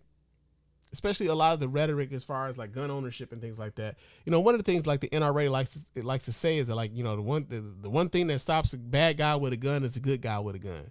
Well, if the good guys with the guns are like, saying, well, fuck it, man, we just gonna wait this nigga out. Like, what fucking point is having the good guys with the guns, right? Like, what's the point of all of this? Like, it's weird that the answer that a lot of far right wing motherfuckers have is to like, yo, so maybe we should arm the teachers. Oh, I don't know. The same teachers that y'all don't even want to have to, you don't think is capable of having, relevant conversations about the lives of their students, whether the students got 2 parents that are like of the same sex, or whether or not the students may be a trans student or whatever else. You don't want them talking about that, but you want that same teacher to have a gun in their desk. Like, make that make sense, man. Make that make sense. We got some comments here in the chat room here. Black Guy Who Tip says the sources about Sean King started with right-wing sources too. They did. And truthfully speaking, even with the Sean King thing, like, I think a lot of us were very skeptical of some of those stories because of where those stories came from. And truthfully speaking, I think like is for a lot of us. I know for me, at a certain point, they're gonna have to like it's gonna have to start coming from someplace else. Like I know there's certain sources where I'm gonna have to hear it from somebody else before I really take heed to what they saying because of your track record. You know what I mean? Because like Fox News, like because of their track record, you're just like, I don't know if I really want to. I don't know if I believe y'all. I don't know the way that y'all even like angling this story. I don't know if I really track with that, but I get it, man. Because like Sean King, a lot of the early stories about him were coming from right wing sources as well, man. And then people were like running with that, and like you start seeing that shit. Like, and it's weird too, because it goes back to that whole thing about people liking you. And Sean King, once Sean King became one of those people that it was okay for folks to dislike, that's when those stories became more believable, right? And in many cases, I like after he just kind of like people just started like, I don't really like this nigga, man. He always attached to some bullshit, man. So, I think that like with Patrisse Cullors, like again, she's not even attached to the foundation anymore. It's going to be interesting to see like what they do going forward, because they need to be the ones speaking up and letting people know what's going on. And they really haven't. They've been very quiet over there. So you got that going on. But, yeah, getting back to the Uvalde thing, we got these police officers who we want to arm to the teeth, but they don't want to actually go in there and do the job of putting down an active shooter. Like and possibly allowing other children to be killed while they're in the fucking building. It says the delay in confronting the shooter who was inside the school for more than an hour could lead to discipline, lawsuits, and even criminal charges against police. In these cases, I think the court of public opinion is far worse than any court of law or police department administrative trial, said Joe Giacolone, a retired New York police sergeant. This has been handled so terribly on so many levels, there will be a sacrificial lamb here or there. As the gunman fired at students, law enforcement officers from other agencies urged the school police chief to let them move in because children were in danger, 2 law enforcement officials said. I'm actually, like, real talk, kind of surprised that some of those cops, if they felt that way, didn't obey, or better yet, like, didn't just, like, disregard the order to stand down. Like, if you really felt like, these kids are in danger and we need to do something, I'm surprised that, none of them possibly disregarded the order to stand down. It says the official spoke on condition of anonymity because they had not been authorized to talk publicly about the investigation. One of the officials said audio recordings from the scene captured officers from other agencies telling the school police chief that the shooter was still active and that the priority was to stop him, but it wasn't clear why the school chief ignored their warnings. Texas Governor Greg Abbott, who was at a news conference earlier in the week, lauded the police for saving lives, said he had been misled about the initial response, and promised that there would be investigations into exactly who knew what, when, and who was in charge and what they did. The bottom line would be, why did they not choose the strategy that would have been best to get in there and eliminate the killer and to rescue the children? So, yeah, man. The fact that we've had not one but 2 mass shootings in the course of the last couple of weeks, man, it's just, not only is it like, it's one of those things that like you just can't really wrap your head around, like, as to like why, dog, like why. And I don't understand the mentality of someone like that. I don't understand the thought processes for someone like that to,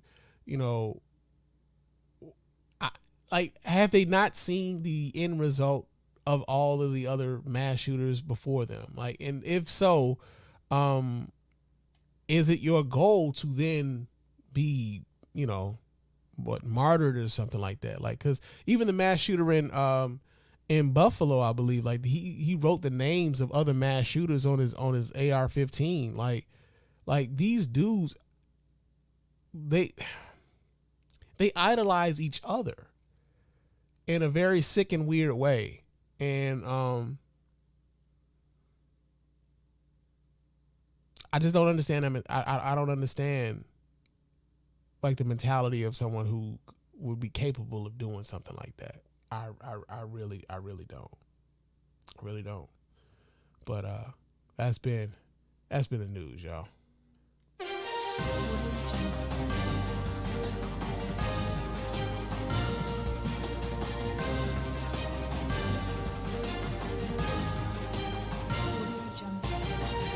All right, now normally we would be doing some Proud to be an American, and we would be doing some Champ of the Week, but yo, man, I've been running my mouth for 1 hour and 44 minutes already, and I'm tired. It's been a long day, and I hope you guys had a very good Memorial Day weekend, man. I hope you had a chance to not only honor those, the fallen of those who may have served in your family, but also take this as an opportunity to love on the family that you have around you.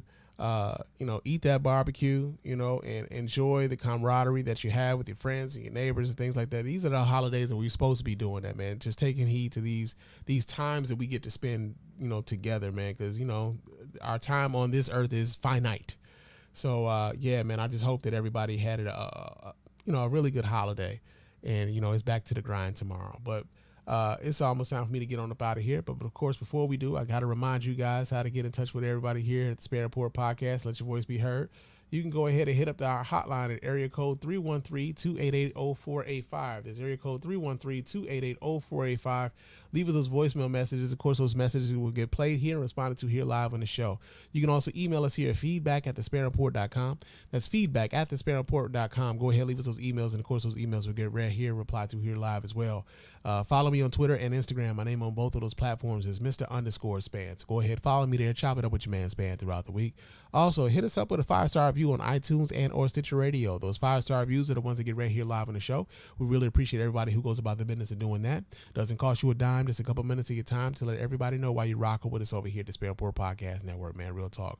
Also, hit us up on our website at www.thespannreport.com. You can go there, watch replays of the show. You can donate to the show as often as you like, as much as you like, and of course, we really do appreciate every dime over here at the Spann Report Podcast Network, man. Real talk. Yo, man, shout out to the chat room. Shout out to everybody who's watching the show live, and to everybody who's going to be listening to this show later. But until next time, fam, peace.